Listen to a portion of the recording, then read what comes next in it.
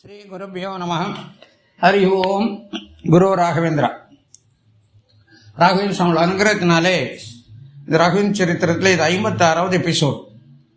ராகவேந்திர சுவாமிகள் கிருஷ்ணகிரி வெங்கடபதி ராயருடைய குழந்தைக்கு உயிர் கொடுத்ததும், சாவனூர் நவாபனுடைய மகன் புதைக்கப்பட்ட மகன் மீண்டும் வெளியெடுக்கப்பட்டு அவனுக்கு உயிர் கொடுத்ததும் நம்ம பார்த்தோம்.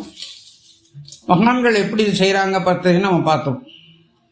அவங்களுக்கு தெரிஞ்சுன்னா அவங்களுடைய எப்போவுமே அவங்க ஜாதிவாத வித்தியாசம் இல்லாமல் மகா கருணையினாலே மக்கள் மேலே இருக்கணும். எந்த விதமான அவங்களுக்கு குரோதமோ கெட்ட இதே கிடையாது. எப்போவுமே கருணை தான். அந்த அவங்க கருணையின் வடிவமாக இருக்கக்கூடியவர்கள். அதனால யாருக்கான ஒரு இந்த மாதிரி ஒரு உயிர் காப்பத்திற்கு அவங்களுக்கு காப்பாற்ற வழி இருக்குன்னா அதுக்காக அவங்க அதை செய்து முடிச்சிடறாங்க. அவங்க செய்து கொடுக்குறாங்க. எந்த பிரதிபிரோஜனம் ஆனாலும் எதிர்பார்க்கறது இல்லை. எல்லாரும் நல்லா இருக்கணும். ஸ்ரீராமர் அவரோட அவதார நோக்கமே நாம் எல்லோரும் நல்லா இருக்கணுங்கிறதுக்காக. அது மாதிரி 3 பேருக்கு அவர் உயிர் பிச்சை கொடுத்ததை நம்ம பார்த்தோம். அங்கிருந்து அவர் அங்கே தங்கியிருக்கோம். நிறைய இதெல்லாம் வெளியில் நியூஸ் போக போக போக அவருடைய புகழ் நிறையா வருது. ராகவேந்திரனுடைய புகழ் எல்லா இடத்துலையும் பரவுது. நிறைய ஜனங்கள் ஒவ்வொருத்தரும் டெய்லி அவங்கள ஆசீர்வாதம் வாங்கிட்டு அவங்கள்ட்ட பிரார்த்தனை பண்ணிட்டு அவங்க கோரிக்கைகள் நிறைவேறி அவரோட பிரார்த்தனை நிறைவேறி அவரோட ஆசீர்வாதம் பெற்று எல்லாம் போயிட்டு இருக்காங்க. அப்போது சிரசங்கி அப்படிங்கிற ஊர்லேருந்து ஒரு குரூப் ஆஃப் பிராமின்ஸ் அந்தனர்கள் வராங்க. அந்த ராகவேந்திரன் அந்த பிராமணர் அந்த ஊருக்கு ஒரு அவங்களுக்குள்ள ஒரு ஹெட்டாக இருக்கக்கூடிய ஒருத்தர் ராகவேந்திரன்ட்ட ஒரு கோரிக்கை வைக்கிறார். சிரசங்கையில் இருக்கக்கூடிய இப்போ தேசா இருக்கிறவர் வேதங்கள் மேலேயோ மந்திரங்கள் மேலேயோ நம்பிக்கை இல்லாமல் எங்களை ரொம்ப துன்புறுத்துறாரு. அவங்க தாத்தா காலத்தில் அவர் நிறைய தான தர்மங்கள் பண்ணார். அவர் அவருடைய நிறைய நிலங்கள்லாம் அந்தனருக்கு தானமாக கொடுத்துருந்தாங்க. இவர் என்ன பண்றாரு, நீங்கள்லாம் அவங்க என்ன நினைக்கிறாங்க, இந்த தேசா என்ன நினைக்கிறாருன்னா, இந்த அந்தனர் இந்த மந்திரங்கள் வேதங்கள் சொல்றதெல்லாம் பொய், அதுக்கு பவர்லாம் கிடையாது. எங்க அந்தனர்கள் பொழப்புக்காக இதை எல்லாத்தையும் ஊரை ஏமாத்திட்டு இருக்காங்க அப்படிங்கிற ஒரு எண்ணத்தோட இவர்கிட்ட போய் அதுக்கிற பவரை காட்டுன்னு சொல்றாங்க. அங்க இருக்க அந்தனர்களுக்கு அதனுடைய வேதத்தோட மகிமையை எஸ்டாப்ளிஷ் பண்ணி செய்யறதுக்கு அவங்களுக்கு தெரியல.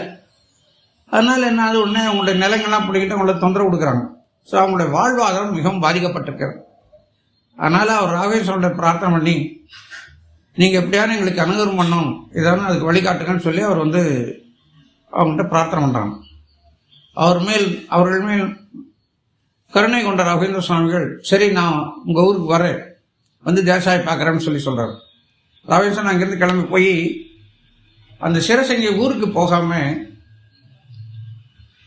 அந்த ஊர் எல்லையில் கூட இன்னொரு ஊர் நாவல் குண்டுங்கிற இடத்துக்கு போய் அங்கே இருக்கிறார். அங்கிருந்து அவர் பல்லக்கில் தேசாய் வீட்டுக்கு போறார். அவர் வீட்டுக்கு ஒரு மகான் வந்துருக்காருன்னா ரொம்ப ஆச்சரியம், சந்தோஷம். ஏன் ராகவேந்திரன் அவர் வீட்டுக்கு போகணும்னா அவரை வரவழைச்சிருக்கலாம். அவநம்பிக்கையில் இருக்கிறவர் வரவழைச்சா அவர் வரமாட்டார். போன பர்பஸ் சர்வாகணும். அந்த ஊருக்கு போனவுடைய நோக்கம் அந்த அண்ணனர்களுக்கு ஒரு ரிலீஃப் கிடைக்கணும். அதனால அவர் அதெல்லாம் பார்க்காம நேராக பல்லக்கில் அவர் தேசா வீட்டு போறோம்னா அவர் அவரை வணங்கி வரவேற்கிறார். அவர் மரியாதையெல்லாம் கொடுக்குறார். நல்ல மனுஷன் தான், தெய்வ பக்தியெல்லாம் இருக்கு. ஆனால் அந்தணர்கள் எல்லாம் ஏமாத்துறாங்கன்னு ஒரு கான்செப்ட் அவர் மைண்டில் விழுந்ததுனால தான் இந்த பிரச்சனையெல்லாம் சுவாமியில் சொன்னால் அவர் வணங்கி வரவேற்று அவருக்குரிய மரியாதைகள் கொடுத்து அவர் சொல்றாரு, நீங்கள் இந்த ஊரில் தங்கணும் அப்படின்னு சொல்றாரு. அப்போ இவர் சொல்றாரு, எதுக்கு என்ன இவ்வளோ தூரம் வந்திருக்கீங்களான்னு கேட்டவர் சொல்றாரு, இந்த மாதிரி உங்களுக்கு வேதங்கள் மேல் நம்பிக்கை இல்லாமல் மந்திரங்கள் நம்பிக்கை இல்லாதனாலும் இந்த ஊருக்கு அந்தனர்கள்லாம் நீங்கள் ரொம்ப நிலங்கள்லாம் பிடுங்கிட்டு அவங்க தொந்தரவு கொடுக்குறீங்கன்னு சொல்லி கேள்விப்பட்டேன். நான் வேதங்களுக்குடைய மகிமையும் மந்திரனுடைய மகிமையும் பெருமையும் உங்களுக்கு உணர்த்தணுங்கிறதுக்காக நான் வந்திருக்கேன்னு சொல்றாரு. உடனே அவர் சிரிக்கிறாரு, இதுக்காக நீங்க வளர்ந்தீங்க, எதுக்கு இந்த வேலையெல்லாம் நீங்க செய்யறீங்க அப்படின்னு சொல்லி ஒரு மாதிரியா அவர் சொல்றாரு. ராகவேந்திரன் பொருட்படுத்தவே இல்லை. வேதத்தினுக்கு அதனுடைய பவர் எப்படின்னு காட்டணும், உங்களுக்கு மந்திரனுடைய மகிமை எப்படின்னு காட்டணும் அப்படின்னா நீங்க என்ன சொல்லுங்க, அதை நான் செய்து காட்டுறேன் உங்களுக்கு. ஆனால் ஒரு கண்டிஷன், நான் சொன்னபடி நான் செய்து காட்டினா அந்தனருடைய நிலங்கள்லாம் திருப்பி கொடுக்கணும், அவங்களுக்கு துன்புறுத்தக்கூடாது சொன்னார். கண்டிப்பாக நான் செய்ய மாட்டேன். சரி, அவர் சொல்ற ஒரு உலர்ந்த கட்டை, அதாவது இந்த உலக்கைன்னு சொல்லுவாங்களா, உலக்கை நெல் குத்துறது உபயோகப்படுது. அது நான் ட்ரை வுட்டு, கம்ப்ளீட்டாக காஞ்சி போன மரம். அந்த உலக்கை கொடுத்து இந்த வேத மந்திரங்கள் மூலமாக இந்த உலக்கையை நீங்கள் துளிர்க்க செய்ய வேண்டும். ஒரு வாரத்துக்குள்ள நீங்கள் பண்ணி கொடுத்தீங்கன்னா நான் ஒத்துக்கிறேன் அப்படின்னு சொல்றாரு. சரி, இது ஒன்றும் பெரிய பிரச்சனை இல்லை, தர்மம் செய்யலாம்னு சொல்லிட்டு நான் தங்கியிருக்க இடத்துக்கு நீங்கள் இந்த உலக்கையை அனுப்பிச்சு வைங்க. உங்களுக்கு நம்பிக்கையான ஆலயம் அங்கே நீங்கள் அனுப்பிச்சு வைங்க. அவங்க அங்கேயே கண் பார்வையில் அந்த உலக்கே இருக்கட்டும், நான் வந்து அதுக்கு டெய்லி மந்திரம் சொல்லி அதுக்கு வந்து நான் நீர் தெளிப்பேன். ஒரு வாரத்துக்குள்ள துளிக்கிறத நான் உங்களுக்கு காட்டுறேன் அப்படிங்கிறார். காஞ்சி போன மரம் உலக்கை எப்படி துளிர்க்கும்? அது எப்படி கொழுந்து விட்டு துளிக்க முடியும்? சான்ஸே இல்லைங்கிறார். அதை பத்தி நீ கவலைப்படாத, நீ அதான உன்னோட சேலஞ்சு, நான் பண்ணித்தரேன் அப்படின்னு ராமேஸ்வரன் சொல்றாரு. சரி, உடனே உலக்கை எடுத்துட்டு அவர் தங்கியிருக்கிறது அவருடைய நம்பிக்கையான ஆள்கள் 3 பேர் அனுப்புறாரு. 24 மணி நேரம் நீங்க அந்த உலக்கை பார்த்துட்டே இருக்கணும், யாரும் எதாவது பண்ணக்கூடாது. அதே மாதிரி அது ஷிப் போட்டு அவங்களாம் பார்த்துட்டே இருக்காங்க.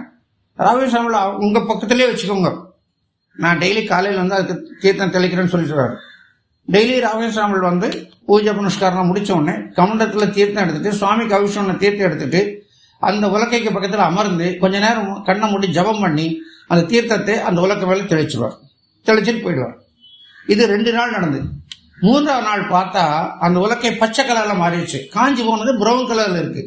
ஆனா இந்த இது வந்து பச்சை கலர் மாறிச்சு. அதாவது ஒரு அது ஈரமாகவும் இருக்கிறது, பச்சை கலரும் வருது அப்படின்னா அது உயிர் வந்துருச்ச மாதிரி தெரியுது.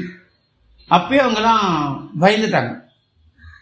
இது தகவல் இருந்தோடனே தேசாய் வந்து நேரில் வந்து பாக்குறாரு. அவர் அனுப்பிச்சு உலக்கை எப்படின்னு தெரியாதா?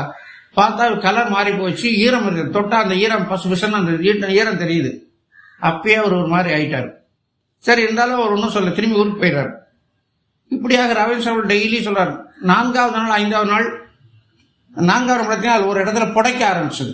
கொஞ்சம் அந்த இடத்துல எம்பாஸ் ஆகி மாதிரி கொஞ்சம் ரைஸ் ஆகி வந்து 5ஆவது நாள் பார்த்தீங்கன்னா அது துளிர் விட்ட ஆரம்பிச்சிருச்சு. 2 பக்கம் துளிர் விட ஆரம்பிச்சது, இலைகள் வர ஆரம்பிச்சு. அது மாமரத்தில் செய்யப்பட்ட உலக்கையது. அது கரெக்டா 7ஆவது நாள் பார்த்தீங்கன்னா 2 பக்கமும் நல்ல நிறைய இலைகளோட மாவு இலைகளோட நல்ல துளிர் விட்டு நல்லா வளர்ந்துருக்குது. அதை பார்த்த தேசாய் அப்படியே சிறங்கி தேசாய் ஆடி போயிட்டார். அப்படியே அவர் காலில் விழுந்து மன்னிப்பு கேட்டு, நான் பெரிய தவறு பண்ணிட்டேன், என்ன நீங்க மன்னிக்கணும், நீங்க என்ன சொல்றீங்கன்னா நான் கேட்கிறேன் அப்படிங்கிறாரு. அவர் சொல்றாரு, உங்களுடைய தாத்தாலாம் நல்ல ஆன்மீகத்தில் இருந்தவங்க தான், உங்களுக்கு பக்தி இல்லைன்னு சொல்லல, அந்தனர் மேல உங்களுக்கு நம்பிக்கை இல்லை, அவ்வளவுதான். அவங்களுக்கு வந்து அவர் சொல்ற வேதங்கள் அவங்களுக்கு வந்து, ஏன்னா அதுக்கு வந்து நிறைய ஜபம் பண்ணணும், நிறைய தபஸ் பண்ணணும். ஆனாலும் அதுக்காக வேதத்துக்கு மந்திரத்துக்கு பவர் இல்லைங்கிற அர்த்தம் இல்லை. அவர்கள் அதை வேத மந்திரங்களை சொல்லி அவங்க பூஜை புனஸ்காரம் செய்யும்போது அதுக்கு நம்ம சப்போர்ட்டிவா இருக்கணும். நீங்க அதனால அவர்களுக்கு எந்த தொந்தரவும் நீங்க பிடிங்கின லேண்ட்ஸ் எல்லாம் திருப்பி கொடுன்னு சொன்ன உடனே அவர்கள் வாங்கின லேண்ட்ஸ் திருப்பி கொடுத்துட்டு அதுக்கு மேலே நான் அவங்களுக்கு லேண்ட்ஸ் கொடுத்து அவங்களுக்கு சப்போர்ட்டிவா இருக்குன்னு சொல்லிட்டு அவர் மனம் மாறி அதுக்கப்புறம் அவர் வந்து ஒரு சாமியோட மன்னிப்பு கேட்டு நிறைய அவர் தானம் சொல்றாரு. உங்களுடைய காசு எதுவுமே எனக்கு வேண்டாம், நீ எல்லாம் உங்க பிராமணர்கள் உங்க ஊர்ல இருக்க அந்த எல்லாத்தையும் கொடுத்துருங்க, எனக்கு ஒன்றும் வேண்டாம்னு சொல்லிட்டு ராஜேஸ்வரம் திரும்பி வந்துடுறாரு. திரும்பி வந்துட்டு மறுபடியும் அங்கிருந்து அப்படியே அவர் வந்து அடுத்தாப்புல சஞ்சாரத்தில் கிளம்பி அடுத்தாப்புல மாணவிங்கிற ஊருக்கு ராமேஸ்வரம் சேர்கிறார். இந்த மாணவியில் இருக்கக்கூடிய அந்த மகிமைகளை வந்து அடுத்த எபிசோட்ல நம்ம பார்க்கலாம்.